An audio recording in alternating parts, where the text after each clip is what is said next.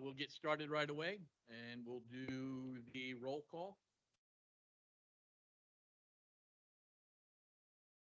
Ted Gibbs. Here. Martin Poor. Here. Gary Gilbert.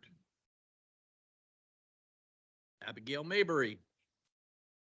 Roberto Ramos. Here. Teresa Shield. Donald Bosworth. Gina Frankie. Randy Schwinn. Brandon Rohan. Here. Mark Gilbert. Al Suarez. Here. Steve Cooper. Present. Christina Miller. Stephen Fonville. James Forcell. Horace Stubing. Abel Vaughn. Lynn Ellis. Irene Moreno. I count 18 present. That is a new world's record. Mr. Fonville, Mr. That is 19. 22. Out of 21. We have 21. one vacancy with Marion still.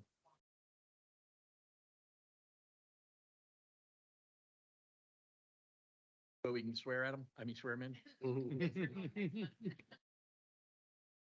We have a meeting next month. Thank you. Outstanding, 19 and present. Next item, the invocation. If you all bow your heads, please. Heavenly Father, we come together again tonight to thank you for the many blessings we all enjoy. We also ask that you grant us knowledge and wisdom and discernment as we discuss and deliberate the items before us this evening. We ask that you watch over us all. And Lord, that you continue to grant us good health. And we pray that you will protect us as we drive home tonight after this meeting. We ask these things in your son's name, holy name. Amen. Amen. I'll stand for the Pledge of Allegiance. Pledge allegiance to the flag of the United States of America and to the republic which stands one nation under God, indivisible, and justice for all. Thank you all. I do not believe we have anybody here that needs to be given the oath of office tonight. So we'll move straight on to item 5, public comments. Comments on a non-agenda items, no discussion from the board, 3-minute time limit. Comments on specific items on this agenda, discussion from and with the board may be allowed. Again, there's a 3-minute time limit per citizen. Time may not be shared or ceded to another citizen. Is there anyone here from the public that wishes to speak? Hearing none, we're going to move right on to item 7. Presentations, discussion. Consent items. Huh? Item 6. Did it again. Item 6, consent agenda items. I just want meeting over. I have some comments on the meeting minutes, if we can pull that out of the consent agenda. Second item on there is adopt resolution 2311-069, approval of the September 2023 financial report and check register report until audited. We have pulled CRWA 2311-068 out for an amendment. I am open for a vote on consent item B. So move.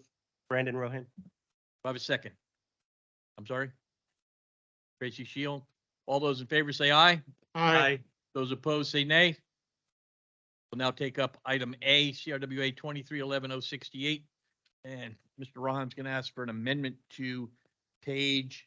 Well, I'm going to ask for clarification on page 3 of the minutes and item I. It says Mr. Ramos would like an independent analysis of Garver Engineering to be done. I was confused at what the independent analysis of Garver Engineering was. Is that correct or should that be modified? That should be modified. My purpose of the statement was to capture the fact, I believe staff said they had some numbers of membranes that they wanted Garver to basically use, if you will. And my whole point of this was Garver should be doing this independently of anything the staff provides them with regards to membranes.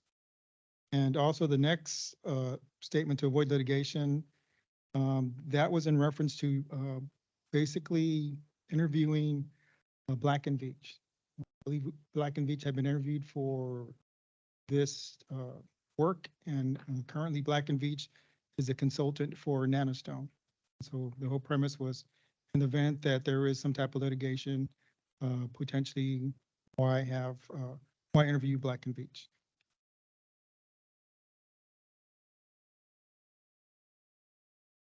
So in the first sentence, Mr. Ramos, where it says independent analysis of Garber Engineering, should it say by Garber Engineering? Correct. That'd be an easy correction.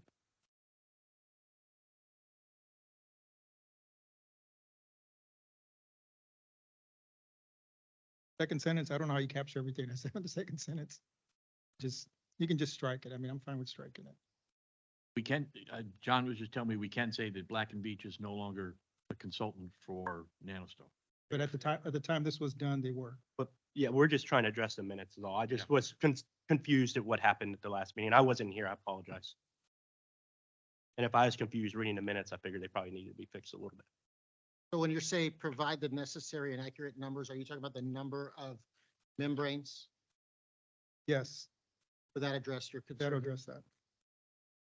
Number of membranes to be supplied by Nanostone? Correct.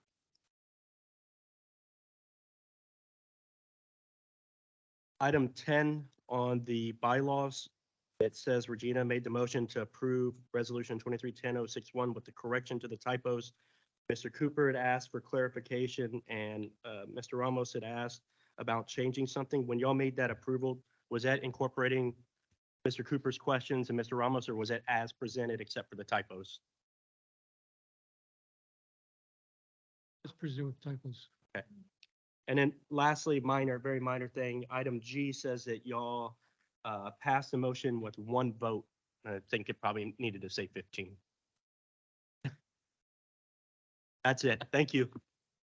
Hannah's gonna take that one.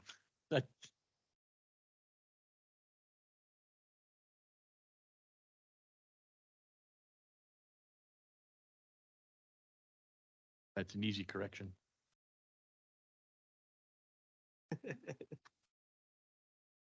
Anybody else have any comments or corrections on the minutes? Part of 23-11-068. Staff, you've got everything square up? Perfect. Motion to accept the minutes as amended. Thank you, Mr. Porter. Have a second. Passed. All those in favor say aye. Aye. Anyone opposed? Thank you very much. Passes 19-0.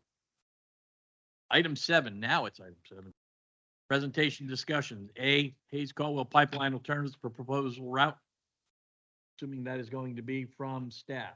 I have been meeting on Oh, this. I'm sorry. Yeah, From no, Brandon. no problem. We had a good meeting today with Mr. Ramos at County Line, talking a little bit about that delivery point. There was a discrepancy in the most recent change to the contract about where that delivery point needed to be. And we will talk to him a little bit about it and talk about how we plan to move forward with this item, how we plan to find a long-term solution for getting water from the Hayes Caldwell plant to the County Line delivery point. It was a good conversation. We also had a conversation with Maxwell, kind of some of the same topics here and bled into the wheeling agreement.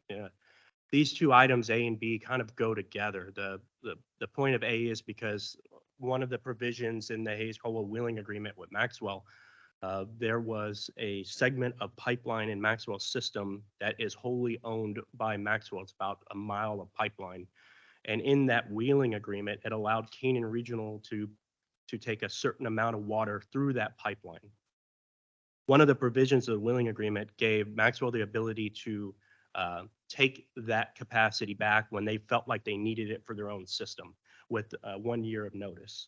And they elected to do that in August. You all got that in your board packet in August. And you know, they've told us that it's not some hard deadline. They just really want to see a resolution to this.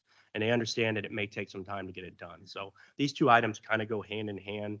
Maxwell's been very good about working with us on this. We are going to conduct some one-on-one meetings with Martindale, Crystal Clear, another one with County Line, another one with Maxwell to talk about some of the potential alignments for the route, how it gets paid for, and some of those other items. So we continue to work on both of those items. And I'll take any questions on those. Thank Before you. we move away, thank you very much for taking the lead on that. trying to get that resolved in a amicable fashion, and I appreciate your efforts. There's four major problems going on at Hayes Caldwell at the same time. Pipeline, contract, cost overruns on the improvements, and a whole membrane project that, could be $10+ million. There's a lot of things going on here, so I'm happy to help and try and find a way to get these things all moving forward. I appreciate that. Any comments? Yes, sir.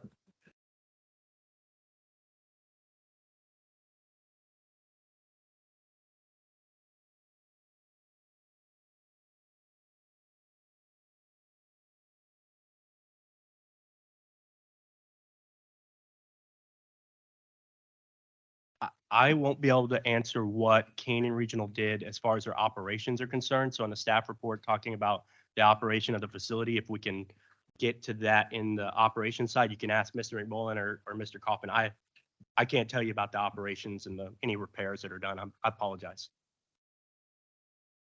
That probably will come up under item 8, under CRWA staff reports.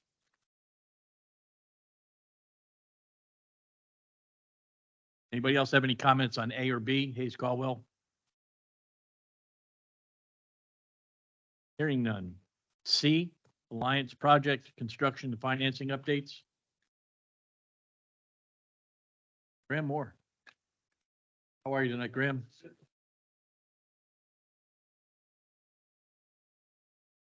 Adam, we're gonna need more microphones. Good evening. I've got a couple of updates that are encapsulated in this one presentation. One is just a general update. I think Brandon, you'd requested a few months ago, a construction update where we stood with that. So I want to go through that piece. And then the second component is some additional financing we are going to need to secure. Don't need action today, but we're trying to preview what we're going to come back to you for here in the following meetings. So with that, this is just our overall system map that we have for everything we are in the process of building or need to build in order to produce, treat, and deliver the water to all of our sponsors. There on the right side, you see the well field. That's in far eastern Caldwell County in the neighborhood of Delhi along 304. About in the middle of the screen, you might see the city of Lockhart there. We have Maxwell just to the left of that, where we have a booster pump station. And then the I-35 corridor kind of along the left side, Buda at the top of the screen, moving on down to New Braunfels.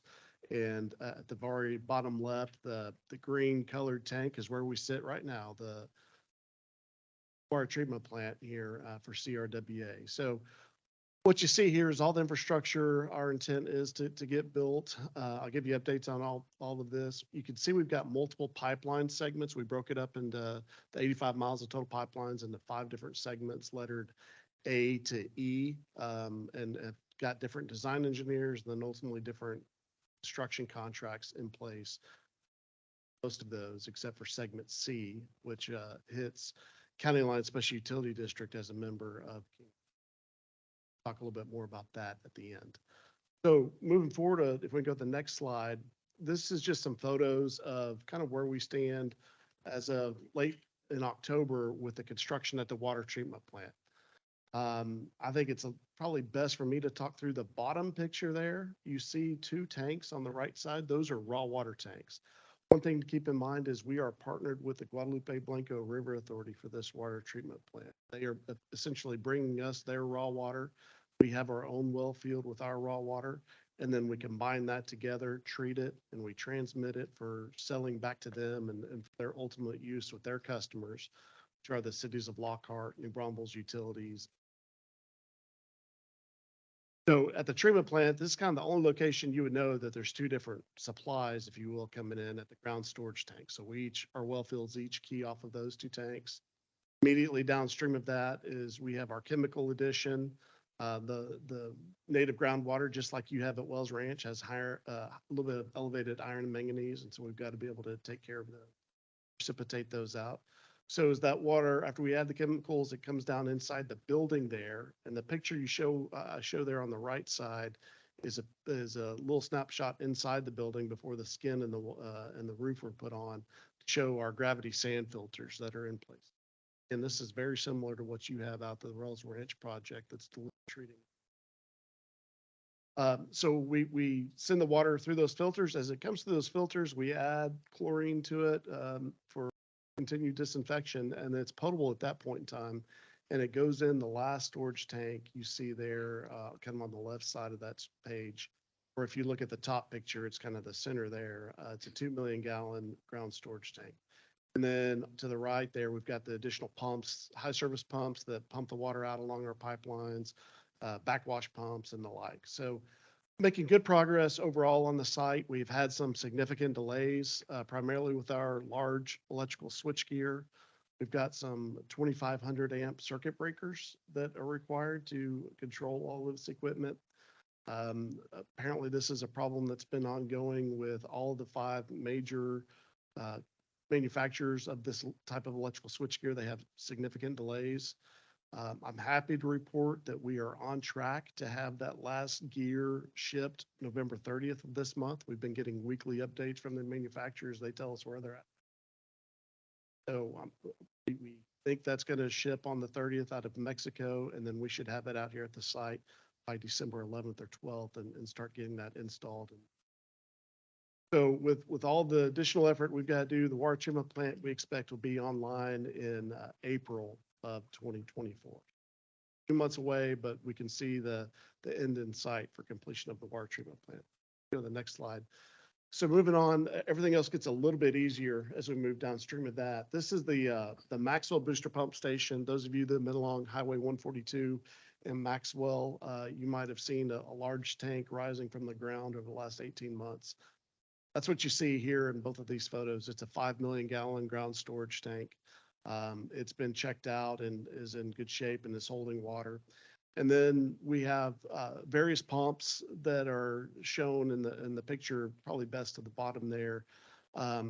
This is kind of where we split our water flow to different directions. We have a segment that goes to the north, a segment that comes around this direction to the south and to the west, and then another pipeline segment that continues directly west to San Marcos. And so these pumps serve the various levels of those pipes. We also have spaces you can see in a few cases for future pumps as we need to increase the amount of water that we're pushing through those pipelines. We just can drop in those additional pumps and the electrical gears. We also have space for additional ground storage tanks on this site. So this site's getting pretty close to being finished. I think the contractor says they're going to be done substantially complete in mid December for this. I'd hedge that bet. I'd say it's probably more like first part of January, just the way things work.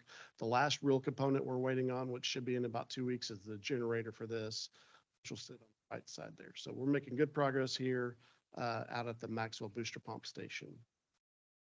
Kind of our last big above ground component, if you will, right now is our south inline elevated storage tank. This is located on Highway 123 at about 1339, where that ties in Guadalupe County. It's a 1 million gallon elevated storage tank that's in construction. The pedestal is complete, so that's typically the concrete piece you see in the middle. That is completed out, and the steel, they've now completed all the shell steel there in place.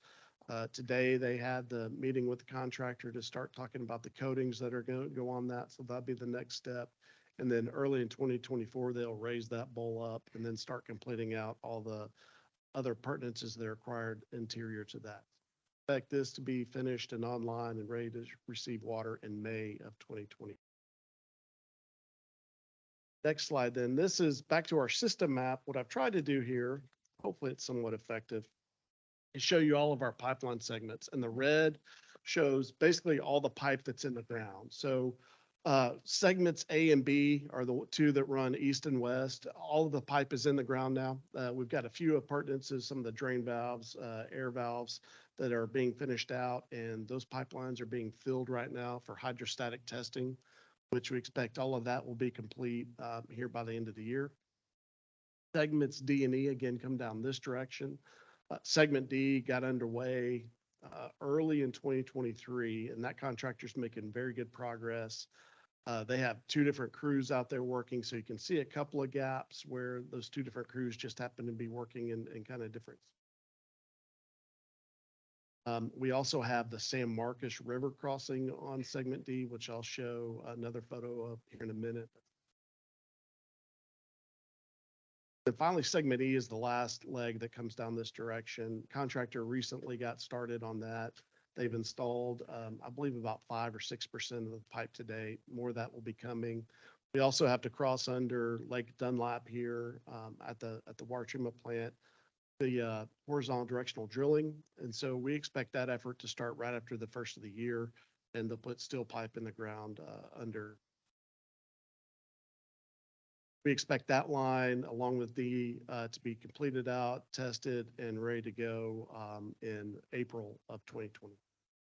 So you can see overall, the water treatment plant is kind of our critical path. We've got to get that done so we can get that water treated and get it delivered to all the customers there on the east-west side and down to the south. One more slide on construction updates. I just want to show a couple of photos of some of our more challenging crossings.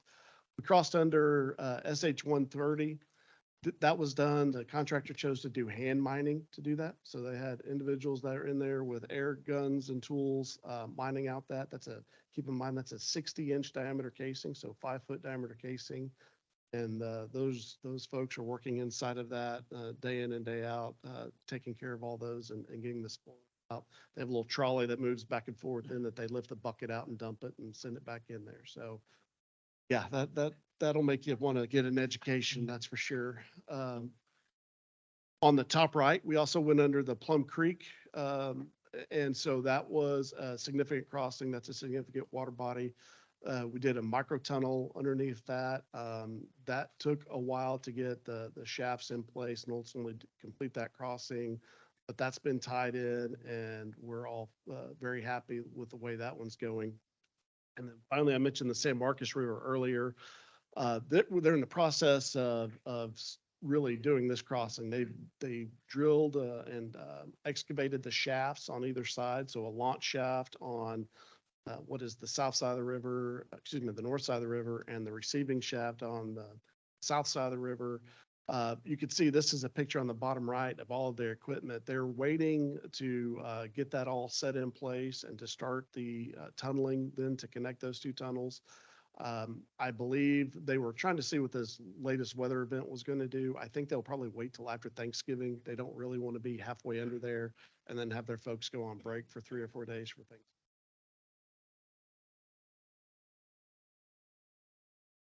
About 3 or 4 weeks to finish that tunnel across and then put. Bit exciting. I mentioned we still have the Guadalupe River to cross. And then when we get to segment C, we have to cross IH-35 in 2 different locations, railroads in 3 locations. Fun challenges to come on that segment as well. Which brings me to the other reason for my attendance tonight. Part of this overall program, we have seen some significant cost overruns, about $46 million that we've identified. Large part of that has been due to construction costs. When we initially estimated this program in early 2017, we're estimating costs based on.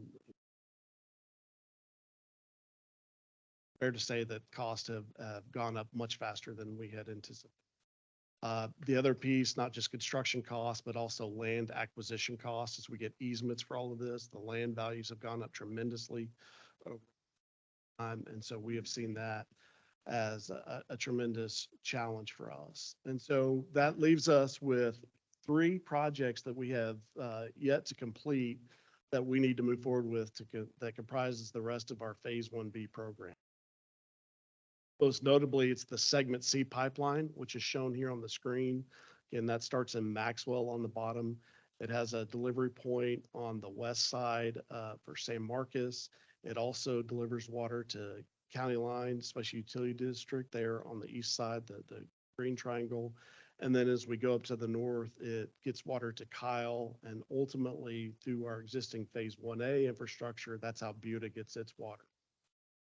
That's a big component. And then we also have, I showed you the south inline elevated storage tank that's under construction. We have another north inline elevated storage tank on this pipe. tried to be show there in that yellow icon, to what that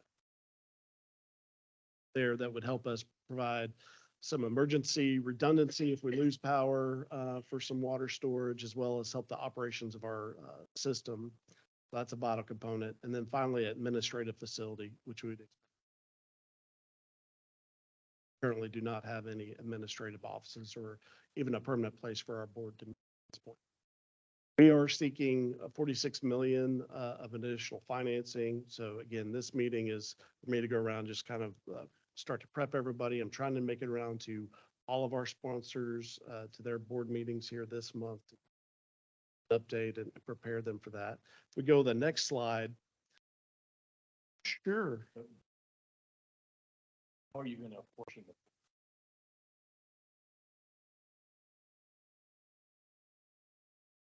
So good You've got so many question. different things. Yeah. Directions on it. That's a very good question. And I'm sorry I didn't address that more directly here in the presentation, but our whole system is a system-wide effort. So it's all of the components are split based on the amount of water that each entity gets out of it, which sets the percentage in the contract and the percent paid.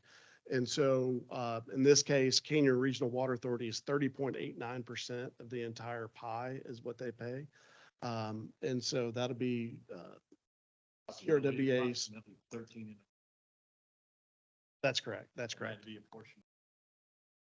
And then there's a contract that CRWA has with Crystal Clear Special Utility District, County Line, and Green Valley, that sets the percentages that each pay on that. I believe Crystal Clear is about 55%, Green Valley is about a third, 33%, and County Line's about 10% of that. And so that all flows down to those entities.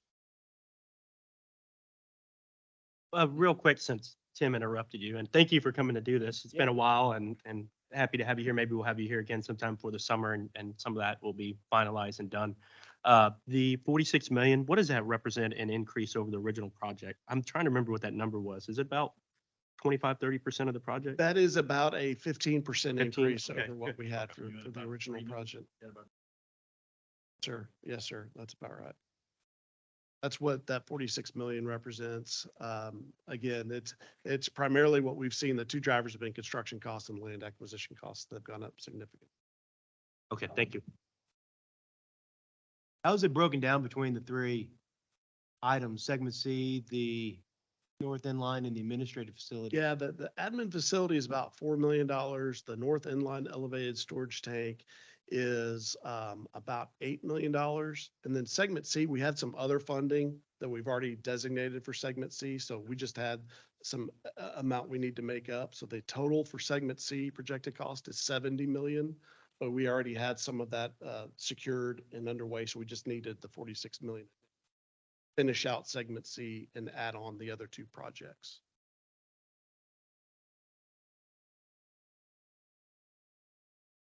Okay, so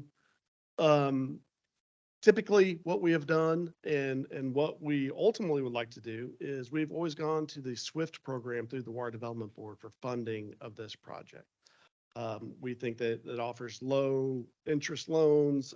It's works with the program we've been involved with since 2015 and we understand it. The largest challenge that we have with the SWIFT program is that the window only opens one time per year. And the earliest we could get to those funds would be November of 2024. These projects are at least the north elevated storage tank and segment C are vital for us to be able to deliver water to many of our customers that are growing at a very quick rate. And so we need to get those projects moving faster than we could get to that. We've identified in conjunction with the bond counsel and our financial advisors, basically a bridge loan type situation. And what they've recommended after reviewing many alternatives is what's called a bond anticipation note, something I'm not very familiar with, be our first time through this. But basically, it's a short-term amortization, in our case, about a 1-year period, that we can then use as local funding when we go through for the SWIFT financing in 2024. So basically be refinanced by the SWIFT issuance that we would anticipate. Take out those funds. At that point in time, we would just have to pay the interest that we had accrued on that 1-year ban in November of 2020. doing the full 40. Yes, sir, we are doing, seek to do the full 46 million. So what we're going to need to do, what we need, we're going to need some action on. And I know those of you that have historically been at Kia Regional, you're going to want to shoot me at this point, if not for the rest of it, is we are going to need some December action. And I know historically CRWA has not had a December meeting. I will, from my point, try and make this as short a meeting as possible, but we do need an amendment to our water supply contract between us and CRWA to allow for the use of the bond anticipation notes. I think to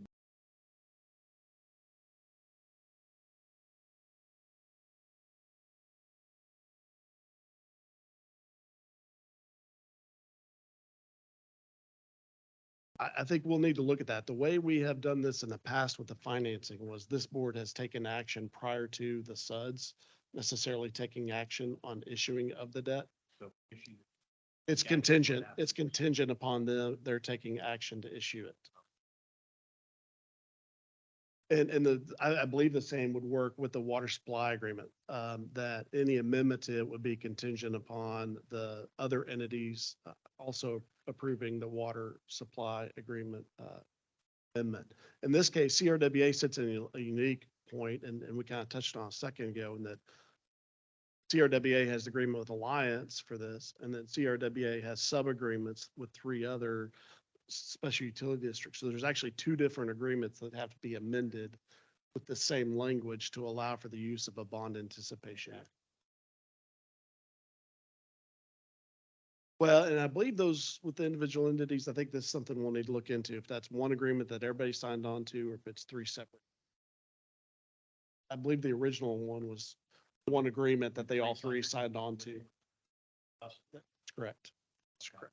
If we're 6 years into this, why aren't we just now identifying $46 million miss?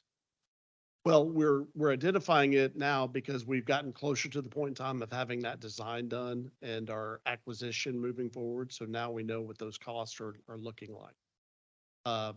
Prior to this, we had some estimates and we were showing that we thought we could be able to afford it within the amount that we had budgeted, but it's come up in the last year that that's not going to be the case. And what's the anticipated amount of interest on your? It's about a 5% interest rate is what we're anticipating. That's it for the total, right? And so then CRWA's share would be roughly a little bit less than a third of that. We are still working with various financial entities, banks that would offer the bands. And so in an ideal world, we'll have all that information together here by the end of November, and we'll also come back in December at the same board meeting and ask for approval of the issuance of the ban itself with the terms, including the rate that's going to be required for that. There is a chance, though, the Attorney General is changing the way they review some of the banks, and they can do that. That may need to push until your regularly scheduled January meeting. We won't know that for sure until probably sometime next week, as the bank's requirements are and what they're going to do, allow them to move any type of debt based on the Attorney General's rule. No public hearings are required, but there is action at public board meetings that are.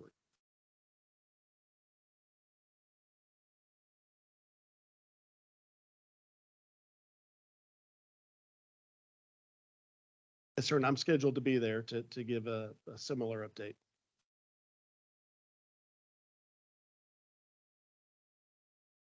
For action, it is not. For an update, it is on.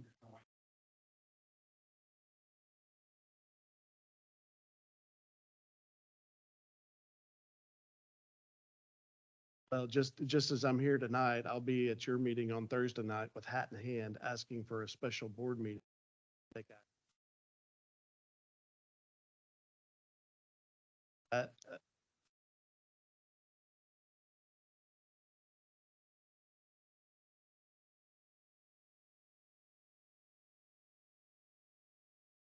there any other questions?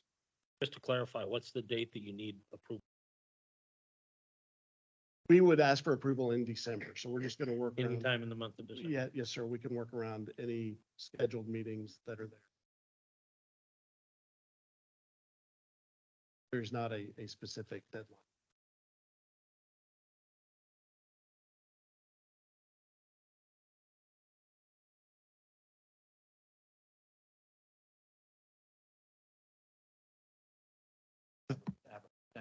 Crystal Clear, Green Valley, and County Line, as well as this board that participate. Financial. Have the documents been drawn up? So is there a proposed amendment? I will have the language for the proposed amendment by Wednesday, which I will circulate to John so that he can also send it directly to the special utility. Can I propose resolutions too? Yes.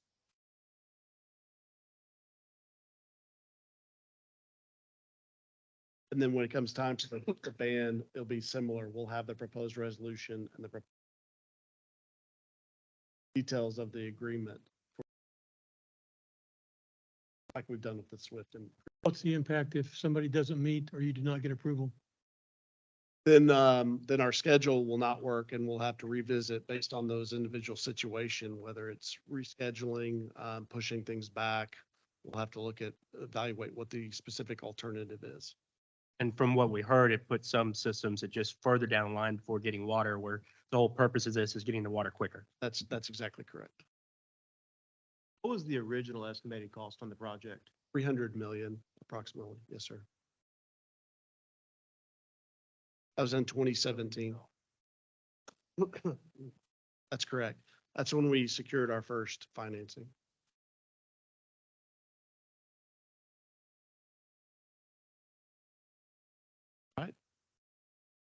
Right. Thank you very Thanks much. for I the greatly great appreciate it. Yeah. I understand.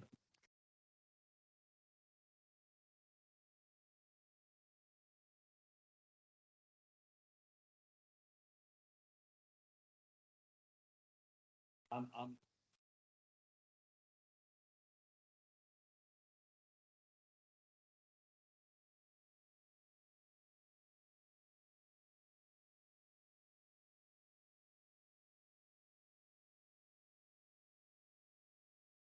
I'll write a check.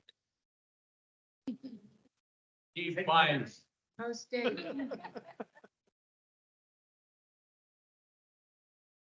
Borrow this for 1 second. I guess we're going to move on to CRWA staff report. Does anybody have any, before I do that, in all fairness? Thank you very much, Graham, for coming. I realize sometimes it's difficult to deliver that message. I've had to stand in front of councils before and deliver messages, not with as many zeros on it, but I get it. Gonna have fun tomorrow night. No matter how many dollars, it's never fun. Never fun. But I do appreciate you being here and the level of the information you're providing is really important to everybody. So they got an idea of what's going on and the enormity of that project. It's not a small project by anybody's shake. I mean, so, good on you that you're keeping that thing rolling forward. Anybody have any questions for Graham Moore? Hearing none, we're going to move on to item 8, CRWA staff reports. Sir, your staff report was sent out separate from the board packet a few days ago. I'd like to address the first question regarding the bearing going out in the pump up at Hayes Caldwell. I've asked David to come on up and describe the problem, which really was associated with our ability to pump sufficient water out of the river.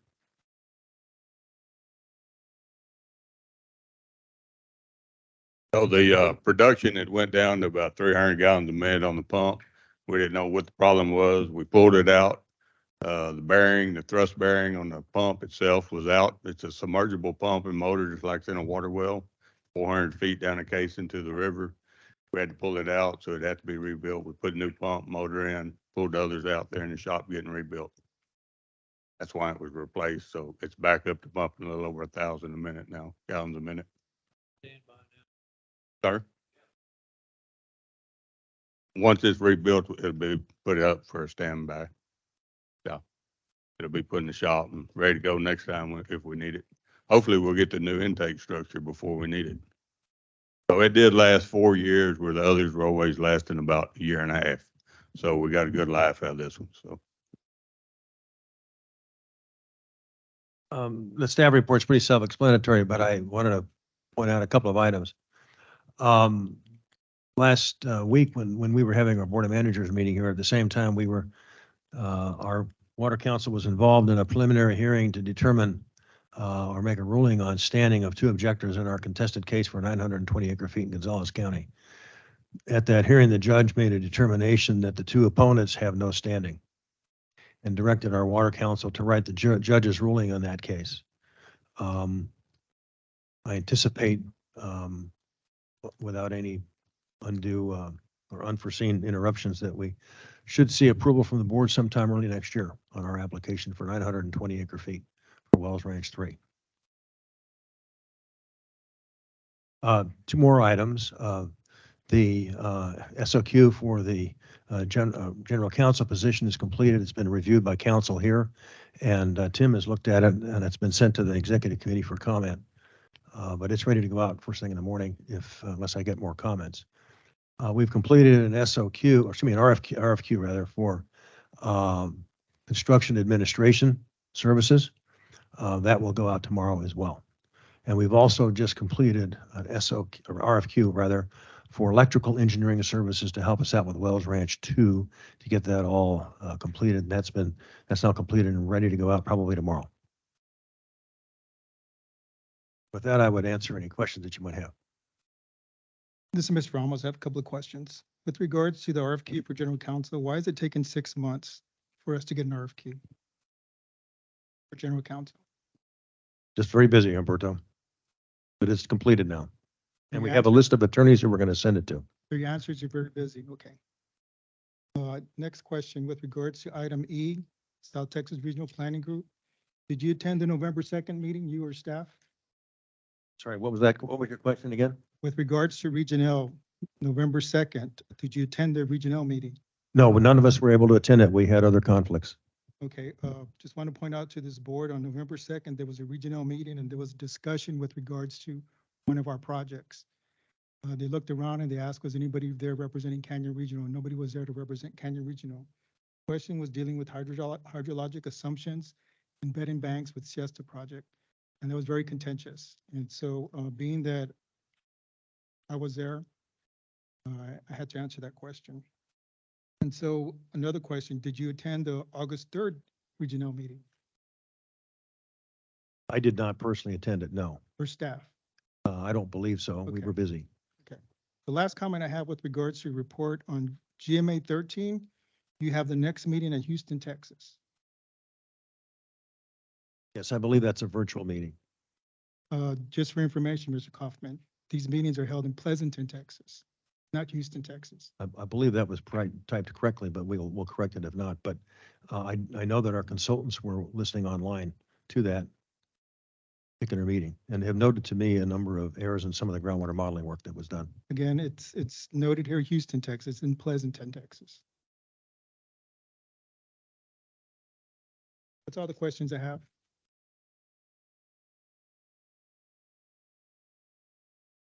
Other questions?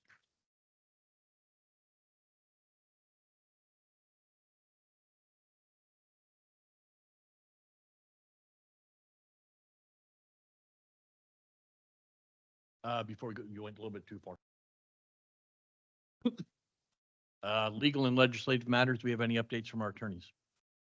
I just have a brief update. Most of my items are covered later in the agenda, but I have resumed communication with the attorney who represents a large group of landowners in Gonzales County. And we have circulated counter red lines to negotiations have been resuscitated. Talking again, and we ought to have something probably for the January meeting for the board to consider as far as a new. You have an idea how much water that represents? But I bet Mr. Ramos does. What's that? No, Miss 5,000. Hartman's clients in Gonzales County. Ms. Hortman? Hartman's clients. Yeah, it's about 6,000, almost close to 7,000 acre feet. It's three landowners, but they're all related. Kind of. Be good to get a close on that one. And Different. actually, the passage of time has softened their position. There's been some rumblings that Canaan Regional might have some other options, and it's actually, I'm optimistic, cautiously optimistic, but I think we're moving. There's a corollary statement to that. We're also trying to reach out to one of the objectors in our application for 920 acre feet to lease their groundwater as well. It'd be the Plager family. Yes, I think it might have been lost on some of the members of the board, the success that our water council had as far as getting these. This is our third round of permits, and those two objectors did obtain party status during the first two rounds. So we've got a different judge who has a different perspective. In some way, somehow they were denied standing to be protestants in our application. And interestingly enough, with GBRA's pending application, they were granted parties. So, it just kind of depends on who's calling the balls and strikes, but we got a favorable. And my understanding is that's not an appealable decision. Is that correct? It's not directly appealable, but during the permitting process, whereas here, the decision has been put to an administrative law judge. The administrative law judge has a role of making recommendations, and ultimately whether or not the groundwater district abides by that recommendation or does something different is up to the board of the groundwater district. Our experience has been that board in particular follows the recommendations of the ALJ.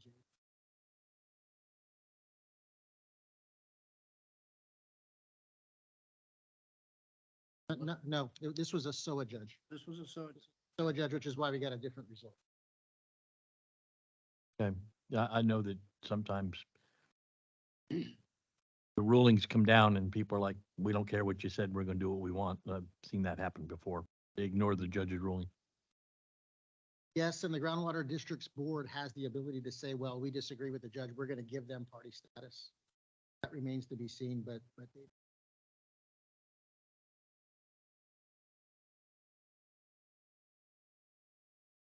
Understood. Any other updates? Anything else? I'm gonna get to you, John, 1 second.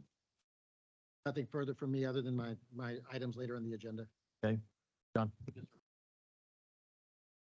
Passing by it here quickly, I wanted to inform you that we did receive written notification from GBRA about the possibility of having to step into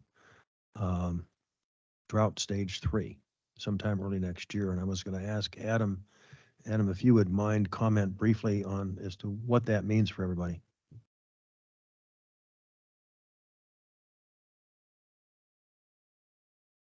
Yeah, so basically, the trigger level for drought stage 3 up at Canyon Lake is 895 feet, mean sea level. What it means is that GBRA then has the power, according to their drought plan, to make mandatory cutbacks. 895. Yeah. And essentially they can reduce our take by 15% and require it to be so. So right now at the first trigger level is at all right, maybe I got that wrong. Maybe it is 885. The first trigger level is 5% reduction, but it is voluntary. The second trigger level is 10% reduction. That also is voluntary. But when we get to the third level, then it's no longer voluntary. The letter that I received, or the email I received from GBRA, stated that if we don't get any significant rain between now and February-March timeframe, we very well could go into stage 3. So I'm not 100% for sure what that looks like right now, but it doesn't sound very good. Just to let you know, here at Lake Dunlap, a good part of our supply is from Lake Dunlap. We do have some of our own rights in Lake Dunlap, but the significant part of our supply is the GBRA water. Also up at the Hayes Caldwell Water Treatment Plant, about 2/3 of our supply is from Lake Dunlap that GBRA sells to us up there, raw water. And it's about 2/3 of the Hayes Caldwell plant supply. So any kind of cutback on this water could really impact us.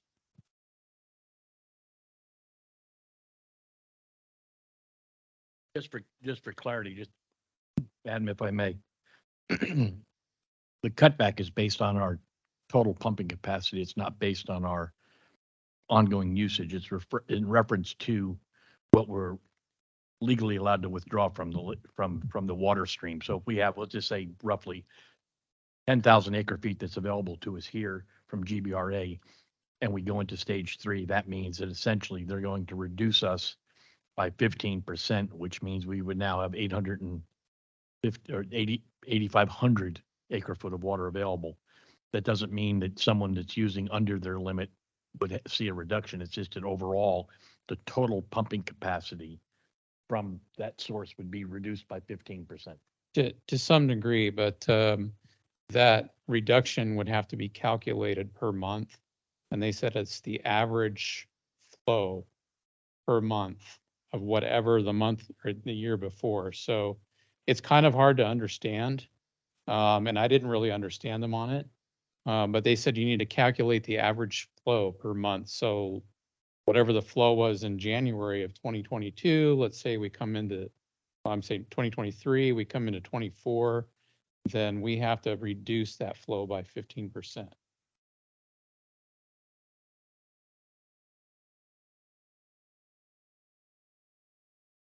That's another contract we need to fix. I don't know how I mean, now we're talking about a totally weather dependent moving target based on any given 30-day period. I mean, that's 9% growth and we got to cut water by 15%. Math didn't work. And if it had been a wet winter and we didn't have any need for water, you can see what's going to happen if we had a low demand month and we move into a high demand month for 1 year after. So your year over year might just by normal consumption without any type of reduction might be 10% higher. And now they're going to tell you got to be 15% lower, which means it's a 25% reduction in what you can draw out of there if you're using the law of averages instead of the ultimates. How's going to figure all that out? Adam.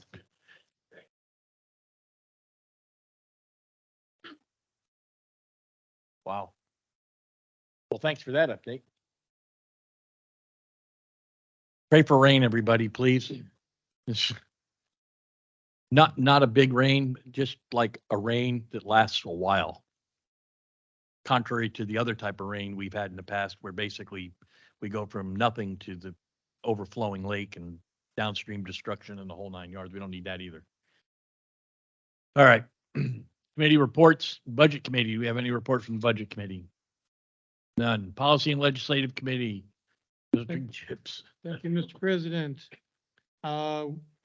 Just to rephrase or remind you of what we've completed so far, what we've brought to the board and has passed are the bylaws, investment policy, surplus policy, and a brand new procurement policy. Those have been brought and passed.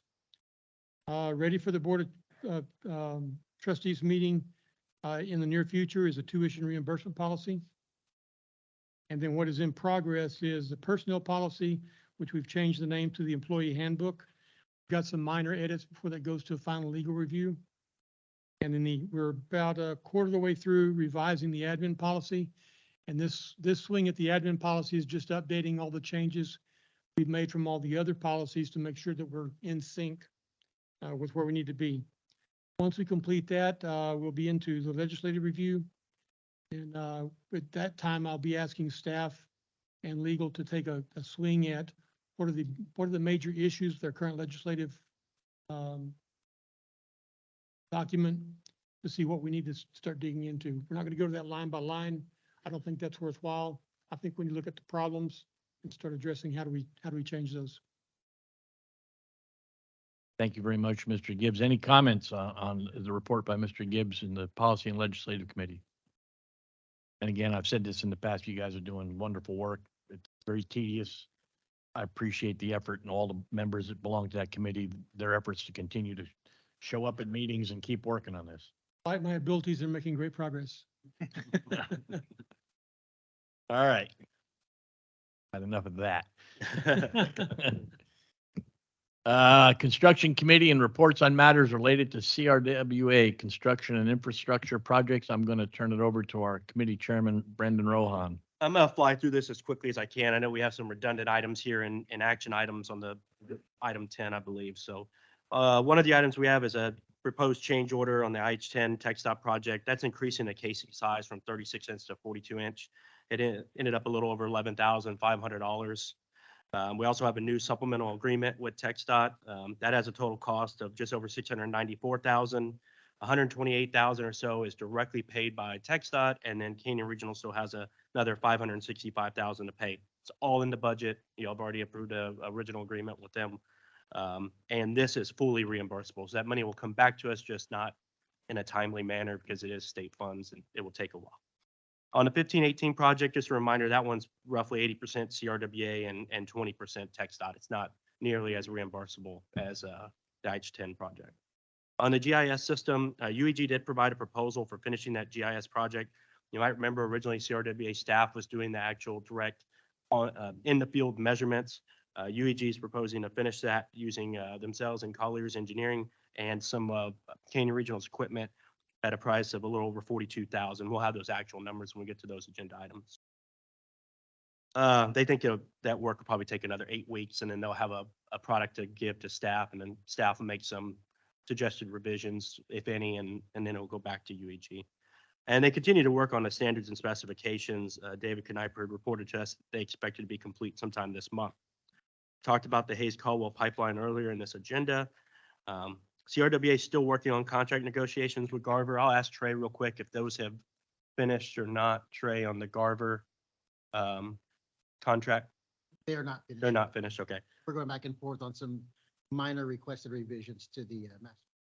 I've said this at every meeting that anyone will listen to me. The construction committee worked hard on the master service agreement. We want to keep that agreement as standard as possible. Putting a whole bunch of revisions to that document doesn't make it a master agreement anymore, just makes it back to what we had before, with a bunch of hodgepodge agreements. So, we have a lot of pushback on major changes to that agreement because we worked hard on a master agreement. It needs to remain a master agreement. Okay. The Hayes-Caldwell improvements phase 1 will go out to bid soon. I'm glad Graham was the bearer of bad news about a December meeting. I was really hoping we'd have a December meeting and put the phase 1 bids on that. Unfortunately, we will not have those bids in time. We won't have them until January. So Graham, you're now the only reason we'll have a December meeting. I'm fine with the December meeting. We've got to do our jobs here. I mean, that's what we're here for. So if we have to have a December meeting, by all means. Those improvements include the tank, some electrical work, and some piping. That tank has been leaking for years at this point. Really needs to be replaced. CRWA staff had asked Ardura to get that first phase out. There's still the main remainder phase, potentially a phase 3 if we can split that out a little bit more. CRWA staff has a reimbursement resolution in here for the membrane project. Remember, I talked about 4 major issues at Hayes-Caldwell. Three of them construction related: the pipeline, the membrane project, and the plant improvements. This resolution is specific to the membrane project. The purpose of those reimbursement resolutions is so you can start the engineering work before you have it fully funded. You obviously don't know what those costs are going to be until it's designed. And so what this does is allow us to capture those engineering costs to be reimbursed to CRWA once it's fully funded.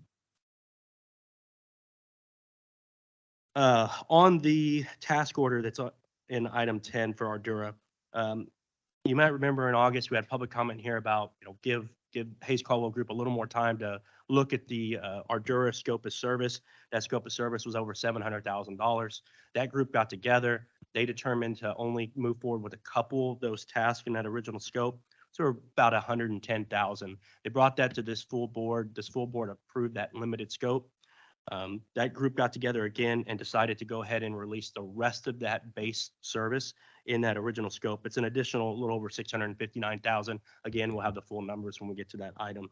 So that puts the whole base scope for Ardura on the membrane side out for Ardura to begin working on. Part of that reimbursement resolution I just spoke about. And then we did receive a few updates on Wells Ranch 3, nothing major. I think Trey touched on a couple of those items earlier on the 920 acre feet and then the what Mr. Ramos said about nearly 7,000 acre feet with the Portland group. Yeah, I know I ran through that fast. Any questions? I guess one last thing I'll add, it's not necessarily construction committee related, but y'all heard last month, we moved our meetings around so that the construction committee met before the board of managers. And the purpose of that was to take the information that the construction committee is going to make a recommendation on, present it to the board of managers so they can hear it, they can ask questions, and then they can relay that information to the individual board of trustees here. So they are a little bit more familiar with this stuff. So you don't hear me rattle this stuff off in 2 minutes that took us an hour and a half to get through, and y'all are make a better informed decision. We're still kind of working on that process. Justin Ivacek over here, the general manager, Maxwell, he was nominated and confirmed to be the presiding officer. When y'all changed the bylaws, y'all changed that process. You allowed the board of managers to select a presiding officer to run the meeting. Historically, well, it's been done a couple of different ways historically, but recently it's been Canyon Regional's general manager. Even when David Davenport was here, was kind of conducting it. It lets the general managers that are elected do that. So in the future, I think what we probably need is a board of managers agenda item here under these reports so that the board of managers, Justin, can tell you all a little bit about the recommendations they have. We'll do it a little differently this time and ask them on the individual items, but that process probably more streamlined by having an individual item here for them. Any questions? Excuse me, comments on Brandon's report?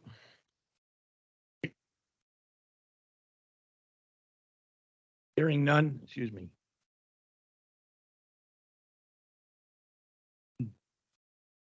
Haven't had a frog in my throat in years. We're going to do project updates and written reports by engineering consultant staff and others. Excuse me. First one's Alliance Regional. I'm not sure Graham wants to say much more. Graham, I did have a question for you before you started getting the bullets. I had a softball question for you. At the beginning of your presentation, this one really is. At the beginning of the presentation, you were saying that the different pipeline segments had a different design firm and a different contractor. Why did you decide to do that, number one? And number two, how are you administering the overall project? Is there a single kind of advisor? How's that working? Yeah.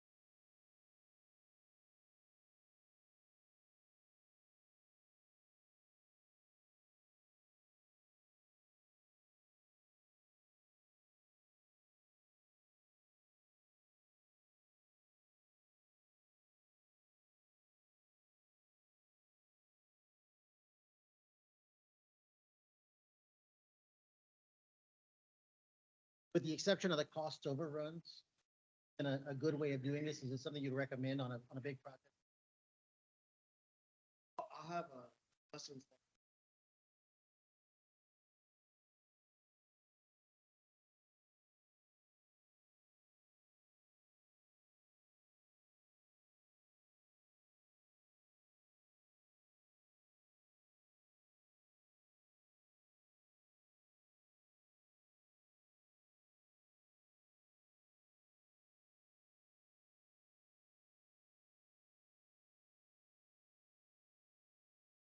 Might call on you for some of the lessons learned. Sure.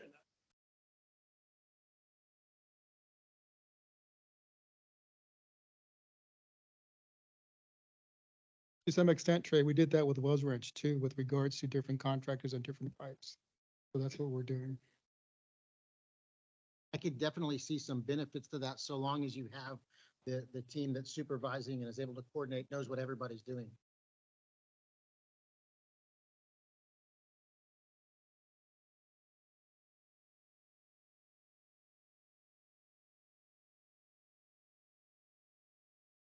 Any other questions in relation to Alliance Regional Water Authority? Hearing none, we're going to move on to the next one, Geographical Information System. This should be from staff and David Kniper with UEG. David?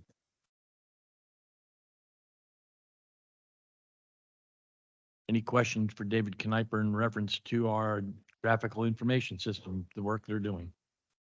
What do you think?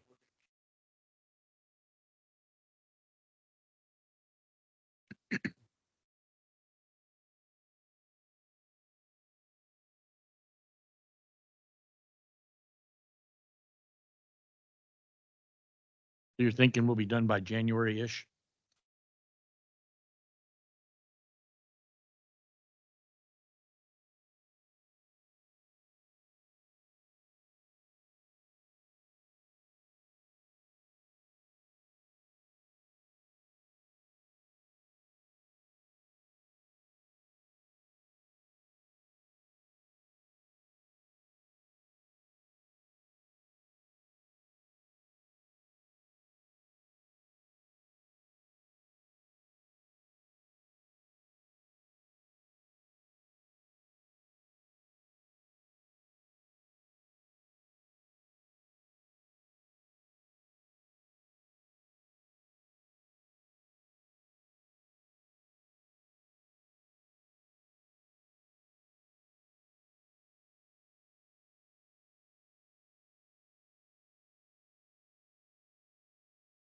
David, I do have a question. When you're going through the as-built, are you going out or is someone from staff gone out and done some confirmation sightings on these things to make sure that the as-built are actually as-built and not just as drawn on a piece of paper?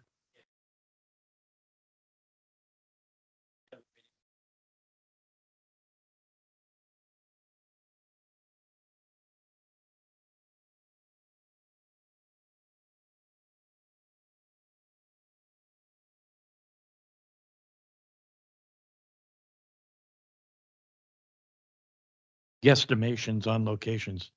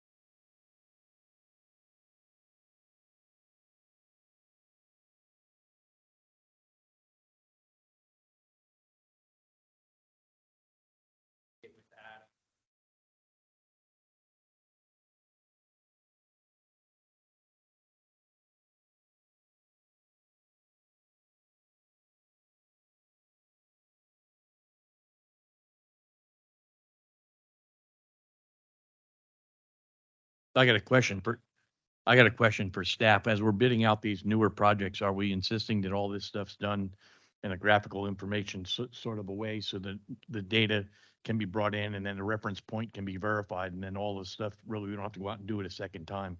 Using known data points and referencing that in and making sure everything's lining up saves a lot of time down the road, like a lot of time down the road.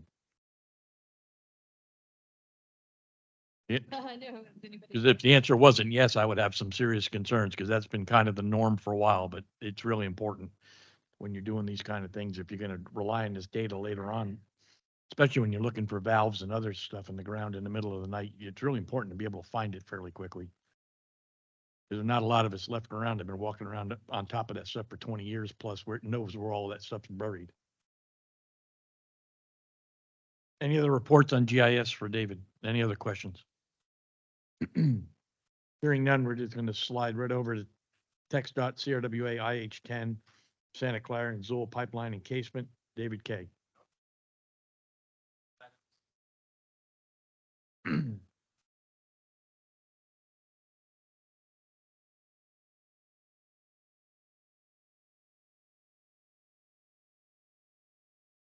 Hearing none, we're going to jump right into our next one. TxDOT CRWA FM 1518 Transmission Line Project. Again, David K.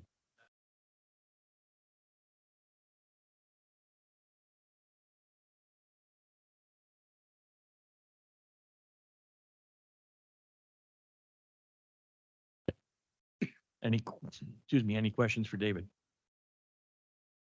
Hearing none, next one, CRWA Standards and Specifications, David K.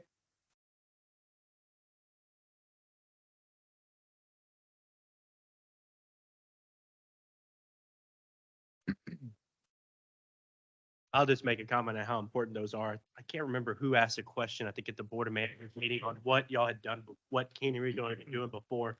And the answer, I think, was a little from here, a little from there, sometimes this one, sometimes that one. So having an actual Canyon Regional supplied standard and specification book is going to be helpful. Funny you should mention that. I think I'm doing the exact same thing right now, and David's my consultant. I noticed that the other one that's even got a longer title is no longer on here. The one with the pipeline up there, where it's everybody's pipeline. Is that complete? 266. Yeah,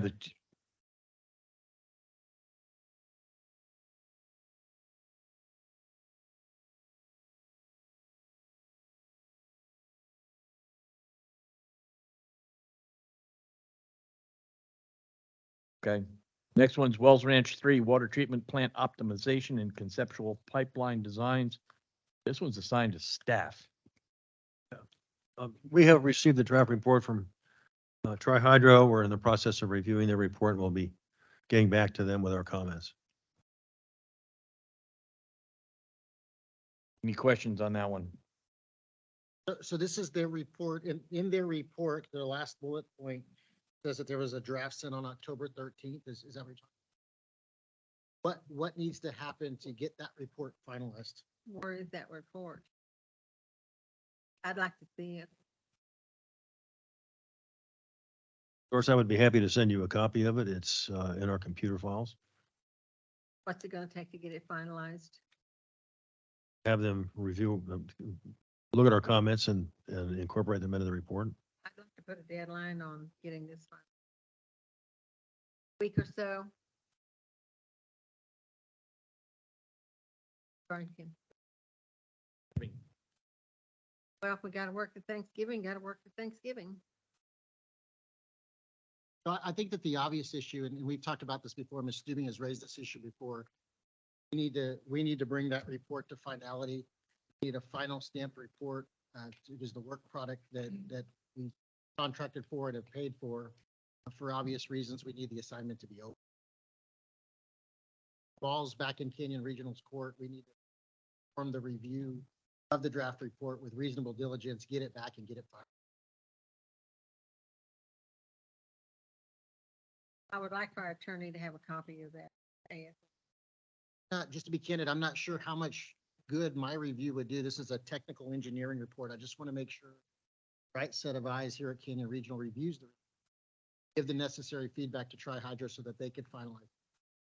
I'm happy to look at it, but it's kind of like me reading Chinese. Happy to provide you a copy. It's been going on since how long now? Back to April, 23, July.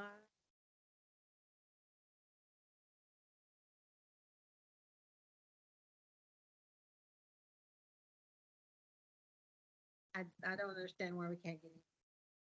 Can we set a timeline that basically we'll agree that staff will have this reviewed and it'll basically also be sent out to the executive committee and anybody else that wants to read a report that's that thick, we'll be happy to send it to you. 27th, okay, staff? I'm getting nods. I think we can have our review completed by the end of this week. We've already started on it. Let's get it out to the other folks.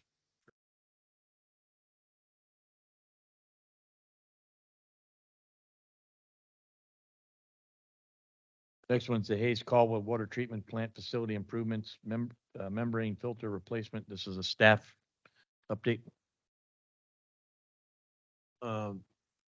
everything I have to comment on is in my staff report. I'd be happy to answer any questions you might have.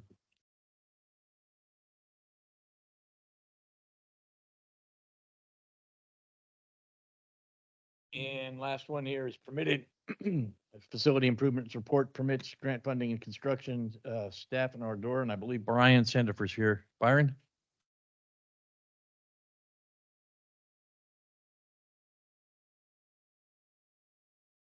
Anybody have any questions, Mr. Sandifer?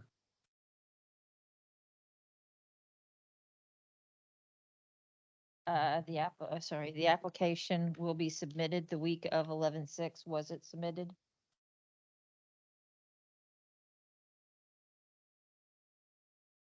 Any other comments in reference to that report? Hearing none, we're going to move on to item 10, general business. President, Sure. for each of these, instead of me having to ask the question each time, can we also, in the discussion, talk about funding source and if it's reimbursable or not On on all the different resolutions? on the general, on A through. Yeah. Wherever it winds up going. Yep. Yeah, A through I. I appreciate it. Yeah, you bet. That's a perfectly good comment. General business, 10A, CRWA 23-11-070. Adoption, approval of a reimbursement resolution for design services associated with the Hayes Caldwell Water Treatment Plant membrane placement project for the prior lawful capital expenditures of funds from the proceeds of one or more series of taxable or tax exempt obligations that CRWA currently contemplates issuing in an amount not to exceed $12 million to finance a portion of the cost of this project.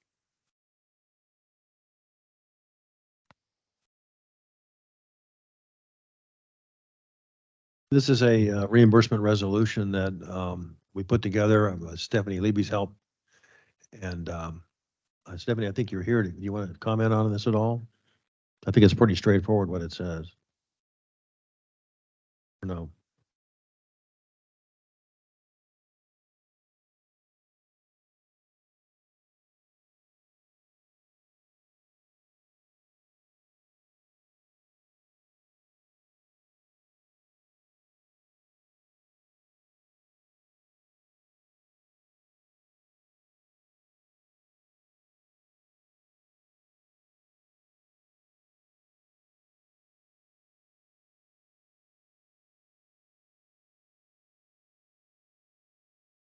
How long is that eligible for reimbursement before we have to apply for a bond? Is there a time?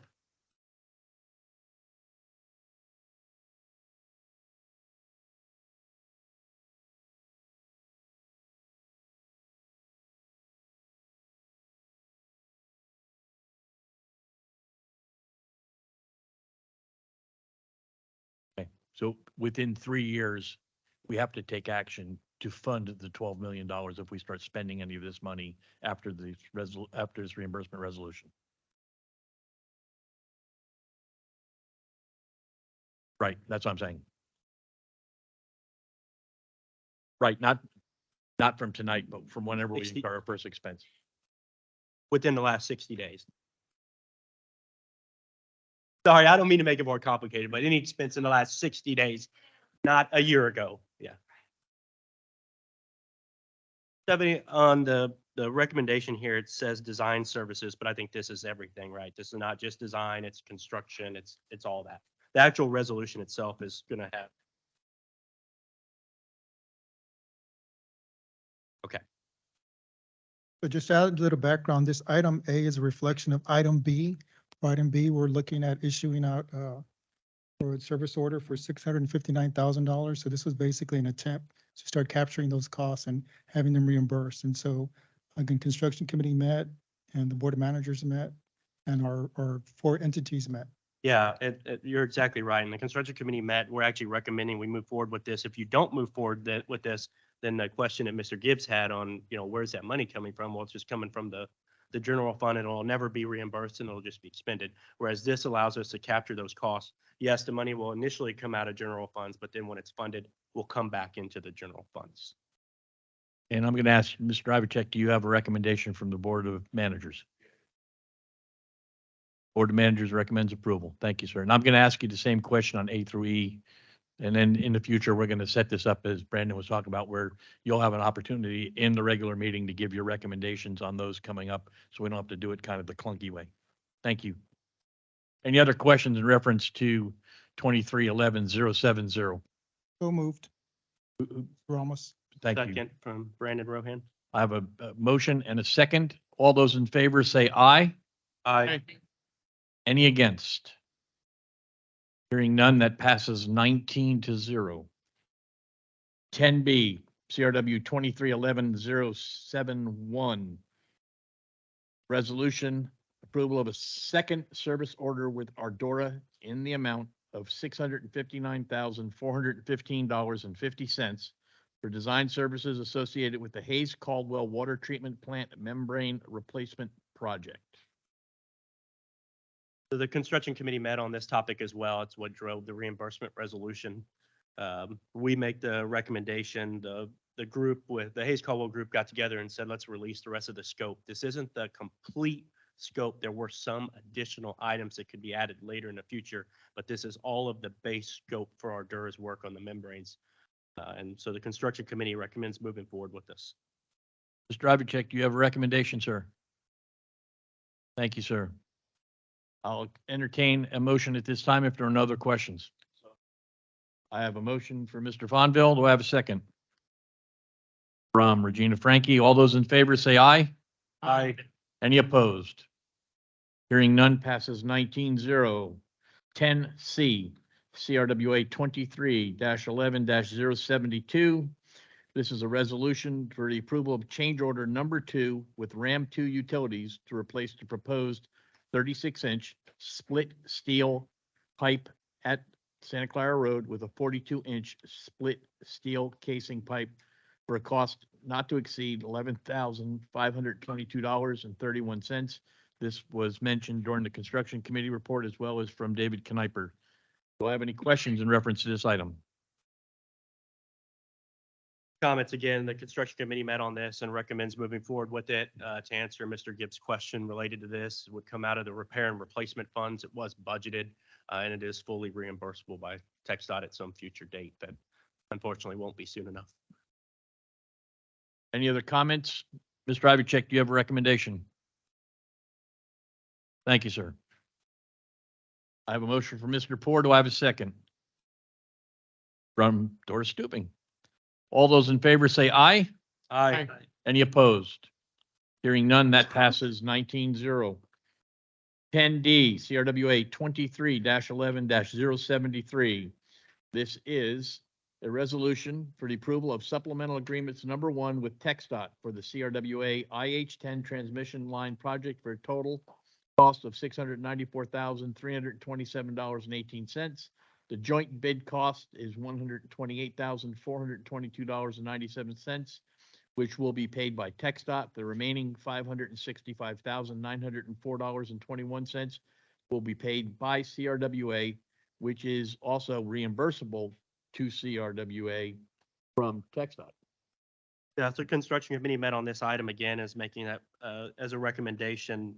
The good thing about this item is because TxDOT did it as joint bid, that $128,000 are going to pay right away instead of us paying it and then being reimbursed at a future date. So again, same comment as the last time. It's going to come out of repair and replacement. It was fully budgeted for this year, and then it will be reimbursable at some point in the future. I'm going to look over to Mr. Ivacek. Thank you, sir. I have a motion for Mr. Poor. Do I have a second? From Abigail Mabry. All those in favor say aye. Aye. Any opposed? Extraordinary, another 19-0 vote. CRWA 23-11-074.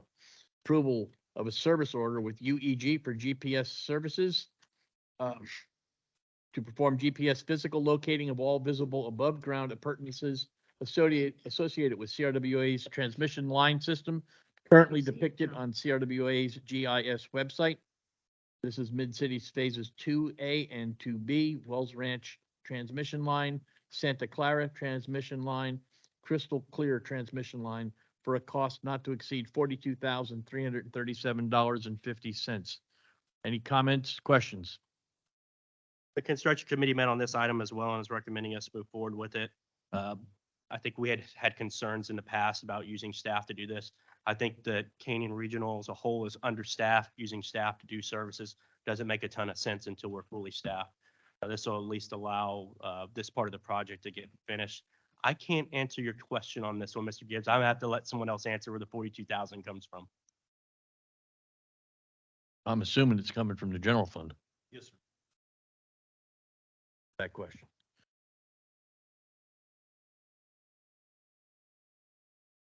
It's actually in the budget. Mr. Ivanchek, you have a recommendation? Thank you, sir. I have a motion by Mr. Poor. I have a second by Doris Stubing. All those in favor say aye. Aye. Any opposed? Hearing none, passes 19-0. 10F, CRWA 23-11-075 concerning arbitrage rebate calculation services. This is a resolution to approval of a consulting agreement with Ritz and Associates, PA Professional Association, in an amount of $2,500 for arbitrage rebate calculation services related to CRWA's $12,050,000 tax exempt contract revenue bonds, otherwise known as the 2021 bonds. Do you have any questions in relation to this? Just to give some background, this has resulted from us meeting the four entities, talking about the expansion of Hayes Caldwell, and basically since 2017, and the money sitting there. And so the question was derived from me, and I asked the question, what about arbitrage? Should we Right. be concerned? And so staff, Joan, looked into, how do we address that question? So I appreciate that opportunity. And I would basically move this item forward in regards to engaging someone to determine whether there's arbitrage. Everybody understand what the meaning of arbitrage is in relation to this? Just a quick primer, all it means is that we're going to confirm that the interest earned on the money in the bank did not exceed the interest cost of having the money. That's considered arbitrage, and it's against the law to have arbitrage on borrowed money. You can't make more money off the money in the bank than the interest rate. If you do, you have to rebate that in some way. I'm not sure exactly how that works on the rebating side of it, but I'm sure it's not great to have to give money back. Anybody? Goes to the IRS, even better. You couldn't come up with a better one than that? I feel better already. Yeah. Any other questions or comments in reference to this item? I assume our financial advisor, Amco, is watching this for. The firm that was recommended to us came from Mark McCliney of Samco. Any other comments or questions relating to this item? I have a motion from Ms. Shield. Do I have a second? From Regina Frankie. All those in favor say aye. Aye. Any opposed? Hearing none, 19-0. 10G, CRWA 2311-076 concerning approval of a short-term partial assignment of interest agreements.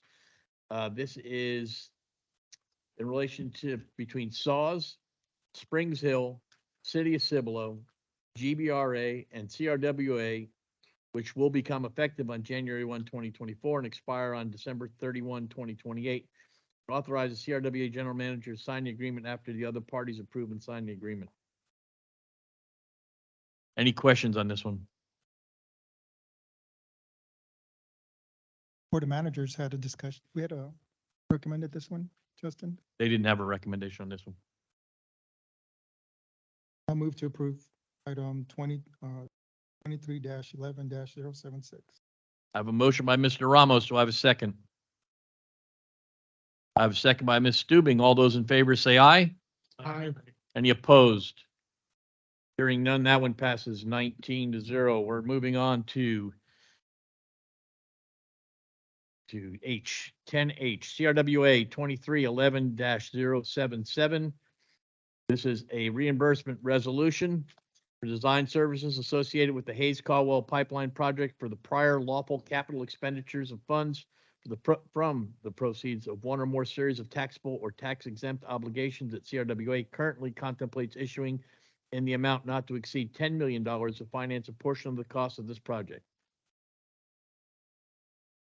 I have a question on this item because we're working towards a couple different tracks here.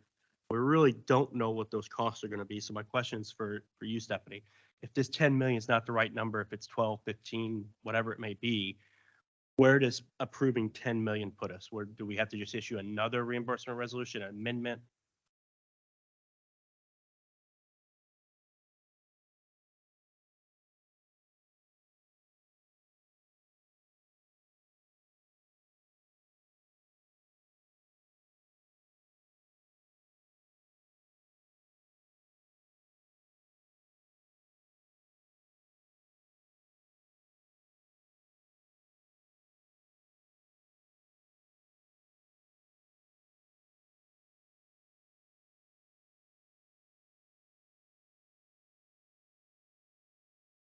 Not going to happen.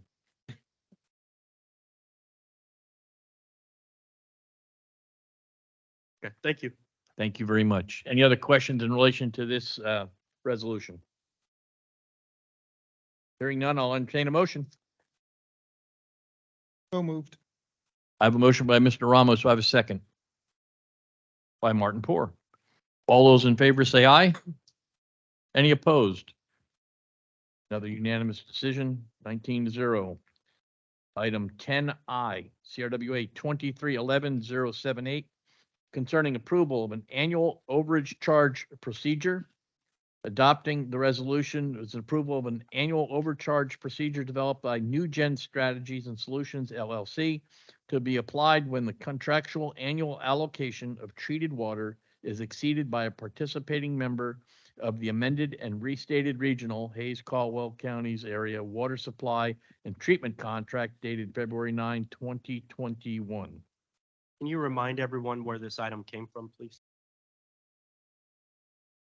Or I can if you'd like me to.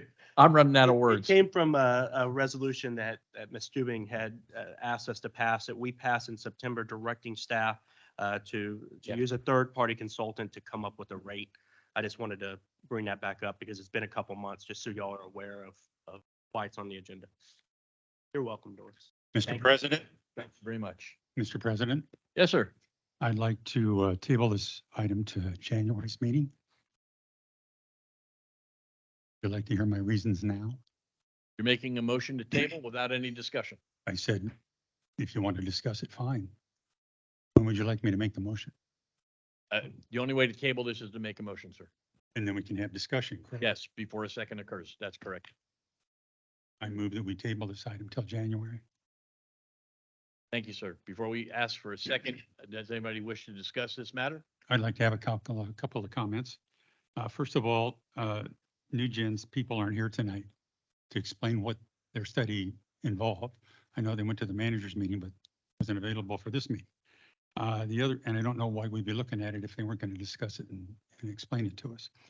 The other reason is that Crystal Clear's feeling on this is that it isn't an item for action by the board of trustees, that it's preferable that we have, as we've always said, an open meeting between the Hayes-Caldwell parties and have this discussed by the New Gen people and those boards and those people for possible resolution amongst themselves.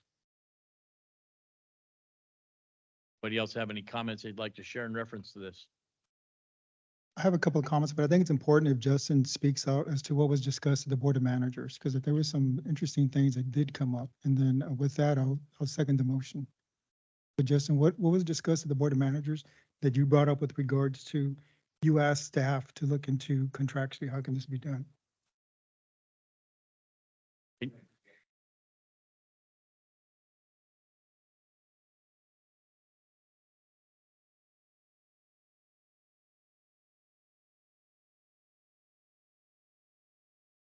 Justin, excuse me, I'm sorry, I didn't mean to interrupt you. No, well, maybe, but we've got a second. Can Yeah, actually, I'll second. you need to rescind your second. withdraw the second so that we can have this discussion? I'll withdraw my second. Thank You you. can re-up it. I did have. Yeah, otherwise I really need to take action at that point in time. No. Here, Justin. Now that I cut you off, you can have my mic. I did say afterwards. The question I asked staff was if, we've discussed this several times before as the study was progressing and Canyon Regional's, legal counsel had expressed his, I don't know if it was his opinion, but and I'll let him speak for himself, but he didn't know if Canyon Regional could implement a fee like this. And I was concerned that it was brought to the Board of Trustees without, him opining on it on behalf of you guys. Thank you for that insight. I appreciate that. And I also want to agree with what Mr. Bosworth brought up. My understanding, I did know we had passed a resolution for the board to determine the rate. My understanding of the whole process and the way we've operated Canyon Regional has been historically where the entities sit together, possibly general managers, and discuss this. And there was no opportunity for this. And so I agree with what you're stating, Mr. Bosworth. And again, I would second his motion to table and allow the managers to sit with Chris Eckert and discuss this. I have a Well, motion on the since- floor in a second. All those in favor of that motion, say aye. Wait a minute, let me do this by a head count. Mr. Bosworth, Aye. Frankie, I can't see your nameplate, I apologize. Hey, Mayor? Aye. Hey. Yay. Aye. Aye. Aye. Aye.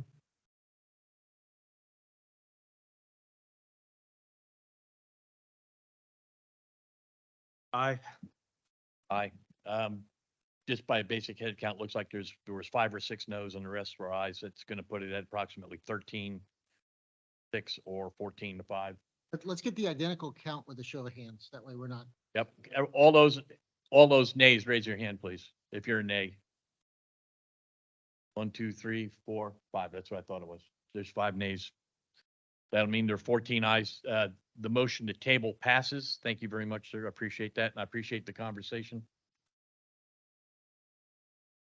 Moving forward, before we move away from that item, 13-5, yeah. Yeah. One abstention. I'm sorry, 13-5, 1 abstention. Thank you. Good catch. Before we move away from that, obviously the object here is to, how do you want to facilitate that meeting?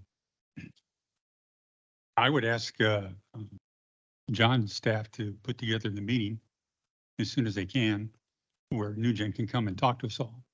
And then it include the general managers from each of the water districts, as well as a board member or 2 from each water district. I'd have to disagree with you. I wouldn't want that. I'd want us to sit with Nugent, general managers, and talk about it. I don't know if we need staff there because, we've had meetings with staff and it hasn't been very productive. Staff, what staff are you talking about?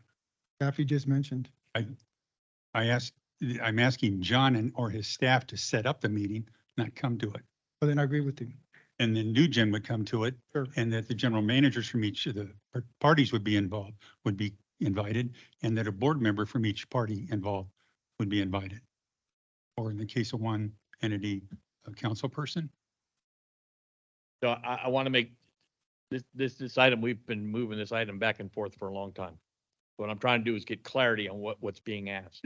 So you're asking CRWA staff to set up a meeting and send a blanket invitation to the general managers of the 4 entities involved, and they will decide who's going to get 5 entities involved. I apologize. They're going to decide who gets invited from their board. No, I didn't say that. Then I said the invitation would go to the general managers of each of the 5 entities, or 6. I forgot how many we had, 5. And to include one board member / council person. we don't want to choose what board member that is. I'm asking that, this is the challenge. We need to be very clear on what you're asking staff to do so we don't get this I wrong. think the board of each entity would pick which board members. That's what I'm saying. So we'll invite the general managers and the general managers go to their board and invite the other person. Perfect. Mr. President, I caution you about getting too far afield on this. Yeah, There's not an agenda item that provides for setting up this meeting. I know. Obviously, the staff can receive direction from the trustees, but we can't have action item on how this meeting is going to be. Yeah, I'm, conducted. I'm just trying to get a little, I get where I'm trying to stay. But the last relevant. time I asked staff to put together a meeting, it ended up being 35,000 people. And it was completely the opposite of the intent for that meeting. So if you All right, want us so- to do it ourselves, we can do it ourselves. Well, I'm gonna tell you what, I'll do this. I will direct staff to basically contact the 5 entities and invite their general manager to this meeting, and they are to invite whoever they want from their board to attend this meeting with New Gen, and then we step away from it. Everybody okay with that result? Dan Marcus. Dan Marcos.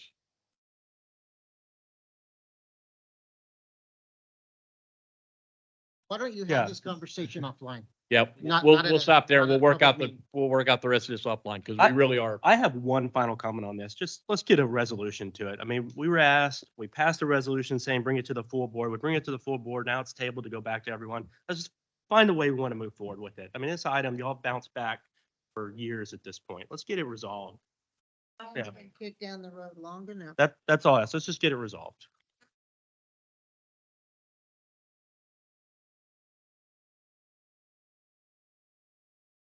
What are we gonna have to have?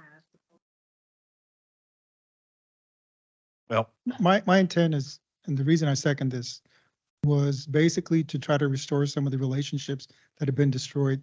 Obviously, they have a concern. We need to hear concern. I hear what East Central is saying, but again, this is our issue. In order for us to work together, we've got to come to the table and we've got to resolve these issues amongst ourselves. I think with the board coming down on either one is not good. If the board comes down on crystal clear, they set precedent for those others, and I don't want that happening. I think it's in the spirit of the negotiation, the spirit of who we are, is to sit down and talk about it. My assumption and my hope is January, we have action and it's done, with or without. But again, we've got to give it one last try, because based on what we talked about in the Board of Managers, Justin is correct with regards to contracts. I mean, what are we doing with a contract? Allow us to do this or not do this? I do not know. I do not know. I wouldn't want Canyon Regional to invoke something on county line. And so I'm asking just one more meeting and then we're done. Because if we all agree, then it's between the done. parties and it's It's a done. done deal.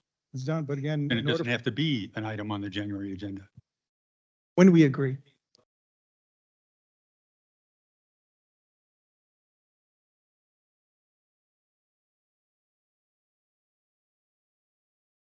Are we okay? Are we getting off center?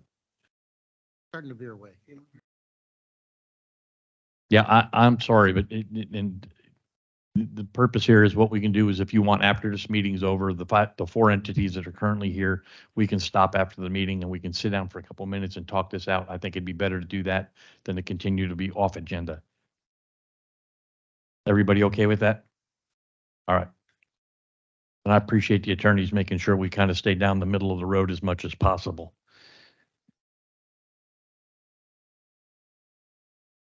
Yeah, we've already taken a vote by show of hands. 5-1. Outside myself. All right. Moving on.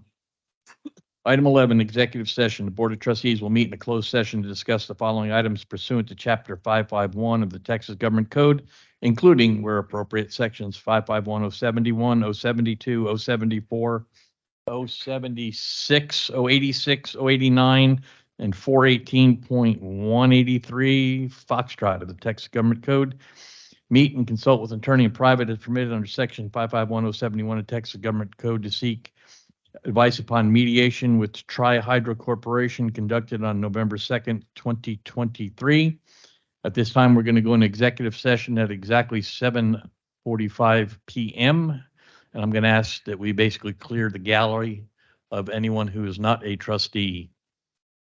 Mr. Foos, you need to read the rest of the item. Better next time. You need to read the rest of the item. All right, Sorry. wait. Before everybody stands up, I got with section 554, 074 Alpha, Texas Government Code. The board will meet in a closed session, deliberate the appointment, employment, and duties of a potential successor to the position of general manager of the authority and formulation of a succession plan for such position. And that's also requested by Doris Stubing.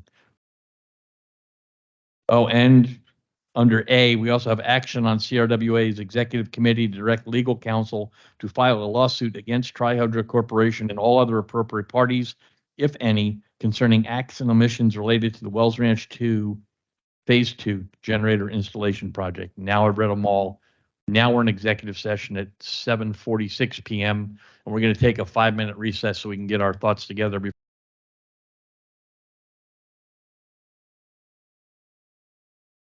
Waiting on staff to tell me that we're ready to start back up, and then we're going to get going.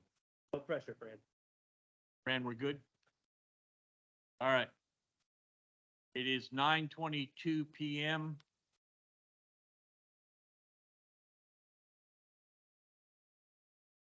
We're coming back from executive session. Board may consider, we're on item 12, board may consider, deliberate, take action on items discussed in executive session, including discussion and potential adoption of the following resolution. CRWA 2311-079 concerning ratification of the executive committee's approval of litigation related to the Wells Ranch Phase 2 generator installation project.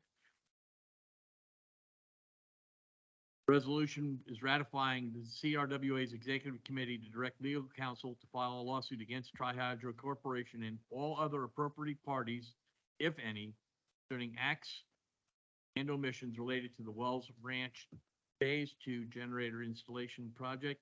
Is there any conversation on this item? Move that we approve the ratification of the. I have a motion by Martin Poor. I have a second by Mr. Gibbs.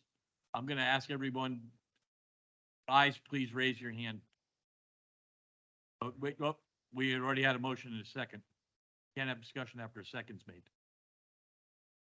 No, I can't have discussion after a second is made. You have to take the vote. Yeah. You can have it between the motion and the second, but I can't. So if everybody in favor, raise your hands. I count 19 hands up. All those against, raise your hands. 0 hands up. It's a unanimous vote. Okay. It should not have it should not have an action date on it. No. You're ratifying our conversation, our decision of the executive committee is all we're doing. It'll be dated today. Ratification of a decision that's already been made.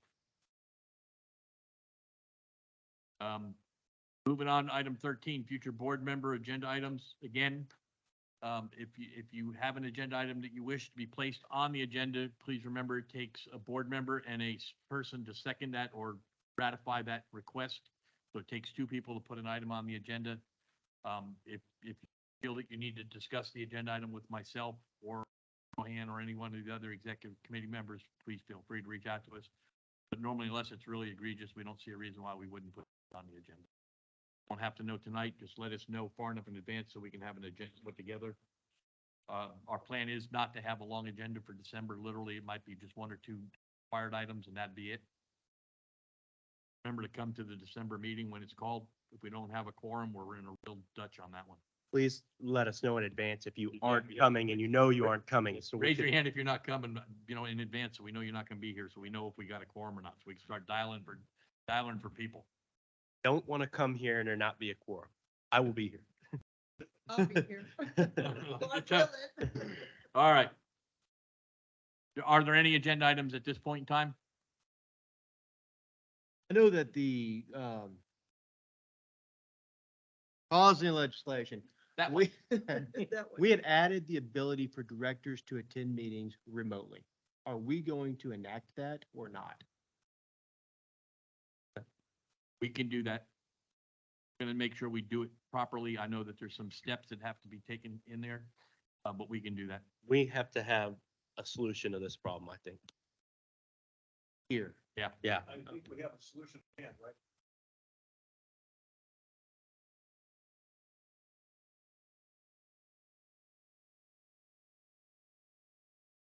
That'd be my only concern with it. Right. And we've had that challenge in the past where there aren't enough microphones. You can't hear what's being said at home, wherever you are remoting in. And the rules state that you have to be fully present. You have to be able to hear all the deliberation. You have to be well heard here and you have to be on camera the entire time. And by being on camera, you have certified no one is in the room with you that should not be in the room if we. Thank you for that. Any other future agenda items? Motion to adjourn. Thank- Before we adjourn, there's one real quick thing. Tonight is Christina Miller's last meeting. She's retiring and moving on with her life. I want to take this opportunity to say Congratulations. thank you for. Thank you. Go ahead, thanks. Thank you. I have a motion to adjourn. All in favor, say aye. Good night.